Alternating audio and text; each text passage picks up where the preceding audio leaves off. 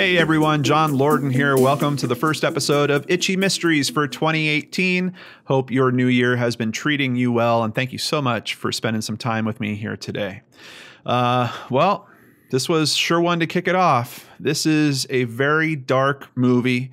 Let me just say right from the top, I don't know that this is a movie for everyone. There's just a lot going on with it, which from one perspective is a good thing, from another perspective might be a bad thing. So let's talk about it. The movie that I'm talking about is called A Gray State, and it was released in 2017. From what I can see, it hit the indie theater circuit kind of towards the end of the year, and it is now available on Netflix here in the US. Let's start with IMDb and the story, the plot summary. A documentary about the mysterious death of fringe political filmmaker David Crowley, who was found dead alongside members of his family in their suburban Minnesota home in January of 2015. Now, obviously, this hits a little close to home for me, quite literally, this taking place in Minnesota, but also outside of that, just with the type of content that David was dealing with. Admittedly, he deals with a bit more of what is known as alt-right conspiracy theory angle than I do. But it just kind of struck me while I was watching this guy and just the way he operates. And, you know, he's filming himself a lot. He's recording himself a lot. He's trying to write this big kind of masterpiece feature film that is wrapping up, you know, his whole life of understanding up to this point. And admittedly, he's a very, he's pretty young. He's in his 20s when he's going through all this. This is a man that served our country, did 2 tours, and came back a little bit disillusioned about what we are doing in the Middle East. A very complex character, and this documentary does a pretty decent job of showing that there's really multiple sides to David. As a matter of fact, sometimes you'll almost feel like there are stark contradictions, which, is a really human thing. Sometimes people say one thing while they're really doing another, and that kind of pops up in this film in a few ways. So at that level, I really have to compliment the director, Eric Nelson. Also worth noting, one of the producers on this film is Werner Herzog, who, if you don't know, check out his IMDb. He does a lot of really good work, particularly in the documentary space. So when I saw Werner's name attached to this, I was really excited to check out this film. As I started watching it, I kind of struggled with the first half. The first half focused a lot on the film that David was trying to make, which is called Gray State. Some of the concepts that he was working into the film, the steps that he was taking to try to get it funded. You know, he was doing some crowdfunding. He was doing interviews. Alex Jones pops up in a few places. And it gives you kind of an overall about David, but it really drives into the production of the film Gray State very heavily, to the point where I actually felt like it was too much. It was a little too much of that content. Admittedly, I don't think this film will ever be produced. So I think that the filmmaker was probably thinking that he was trying to pay respect to David's work by promoting or discussing as much of the themes that were in that film as possible. I just don't know that it really served the greater good of what is going on with this case. And I think it's worth noting that I had several brain scratchers reach out to me about David Crowley. I think it was about a year ago. I looked into the case a little bit, and I just didn't see enough that was compelling enough for me to do a brain scratch on it. It seems like the official story is kind of hard to refute, and the few points that the conspiracy theory camp are using to refute it, I just don't personally find them that strong. It's definitely not enough for me to make a 30 or 40-minute episode of Brain Scratch out of. So just know that there is another angle into this story. If you do watch this documentary and you want to dive into it a little bit more, there is definitely more information that's out there. And that's one of the things that I kind of struggled with this documentary. I don't know why they didn't take a more objective view to the mysterious death of the family. They kind of do show these guys that are YouTubers, a lot like me. I think they call them citizen investigators, which I think is kind of a decent title. But they're guys that are, talking to each other on Skype and, posting it, but they don't really show what they're talking about. They don't really dive into their points of view. They're kind of just added into this film like, hey, look, there's these conspiracy theory people that think that, you know, that this death is a bit mysterious and there's a conspiracy behind it. They don't talk about what the elements of that conspiracy are. And if you look into those elements, it's not a long list. I think the filmmaker really could have done a better service to David in particular if he would have addressed the few points that are out there in the conspiracy theory camp about this mysterious death. Unfortunately, it doesn't do that. The second half of the film pretty much starts setting up a narrative, a very strong narrative to lead you to a very particular conclusion about these mysterious deaths.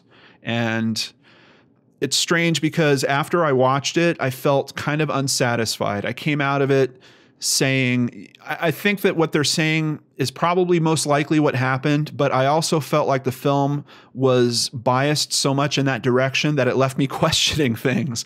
And I don't know if that was part of the film's intent. It's weird because by the end of the film, it's kind of slamming the conspiracy theory community a little bit. But you come out of it, and I wasn't really in that camp. But by the end of the film, now I'm wondering about it because the film had to drive towards its answer so strongly. I don't know.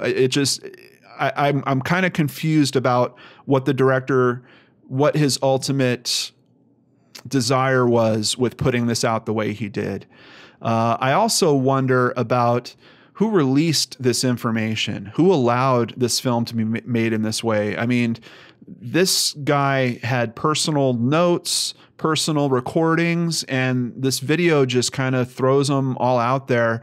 And there's so much information. This video is very clear, or this documentary is very clear about David has terabytes of data out there. And you know you're only watching a 1 hour and 33-minute documentary, so you're not being exposed to all the information. The information that you are exposed to is very compelling for the narrative that you feel like the director is trying to take you on and the conclusion that you feel like the director is trying to lead you to. But you know that there is tons more information that just wasn't included. So, and like I said, when you're not seeing a unbiased approach, for example, letting those citizen investigators actually raise their points of view in a meaningful way where you try to address their points of view, possibly by interviewing law enforcement, bringing in experts, talking more about this stuff, it left me really, really unsatisfied. There's also this kind of ham-fisted ending that is tacked on. It's literally just right at the end of the film, a song starts that has a bit of an uplift in it, and then some images are showed that are usually uplifting images. I mean, if you remove them from the context of this movie, it would be a nice, happy piece. But knowing what you've just gone through watching this film and then getting to that as a conclusion to kind of cap off the experience, it was really jolting to me. It felt like it shouldn't have been there. Not that it disrespected the rest of the story, but it was just so obvious to me that it felt like a director sat in a room and said, well, look, we can't leave our audience with this film how it ends, so let's try to add something happy at the end. Okay, well, we've got these shots. Okay, throw those shots in, put a song on it. There we go. Yeah, they'll be happy when they're leaving now. It really didn't fit the tone of the rest of the movie. Let me warn you guys, this is a dark, dark film. You are going to dive into a psyche that might be struggling with mental health issues. Trigger warnings, literally trigger warnings all over this film. But if you can watch it, if you are unfamiliar with his story, I do think that it will raise enough questions for you where you might dive into it more. And that's really where I think, just in terms of it raising awareness to this case, this film does work at a good level. Interestingly, if you check this out on Rotten Tomatoes right now, I think it's got a user score of like 100%. which obviously, I don't know if it's only got like 17 reviews or something. So, I mean, that could be all the cast and crew for all I know. On IMDb, they rate it a 6.3, which I think is really interesting because when I was done, I actually scored it as soon as I was done watching it. And I personally felt like it was a 6. Like I said, there's something broken in the first half in terms of the story structure. There's a little bit of a heavy-handed approach in the second half in terms of the conclusion they're driving you towards. And there is just no feeling that you get anywhere in the middle of that about this being an unbiased piece, which, you know, it's not billed as that necessarily, but anything that I see as a documentary that is asking these types of questions, I'd appreciate it if they take that type of approach. Unfortunately, this filmmaker didn't quite do that. So for me, I rate it a 6. I think it is only good for a select group out there. I don't think everyone will appreciate this. I don't think everyone will feel good. I was literally kind of in a little bit of a depressed funk after watching this film. It is just a very heavy and dark story. So if that kind of thing gets to you, or if you're already not in a great headspace, not feeling good for the day, I don't think you want to jump right into this. However, if you do want to jump into this, if you're interested in kind of indie filmmaking, if you're interested in what people consider alt-right conspiracy theories, or debunking those type of theories, maybe more appropriately, there is something in here for you. There's even kind of a cameo from Alex Jones in there. It's an interesting story. I really wish that it was done differently. That's kind of how I'm left with it. Who knows? Anyway, that is your Itchy Mystery for today. Are you guys going to check out A Gray State? I don't know. Have you seen it already? What'd you think? Tell me about it in the comments below. I almost considered doing a brain scratch on it, but once again, I looked for more information, and I'm telling you guys, there's just not enough. There's enough to write like a blog post. There's not really enough to flesh out a whole investigation and spend 30 or 40 minutes hashing over the 3 or 4 points that seem to be kind of keeping the conspiracy alive. I don't know how those other YouTubers are doing it, but I don't know. That's up to them. Thank you, everyone. I appreciate each and every one of you out there that watches. Take care, and I will see you back here tomorrow on the Lord and Arts channel.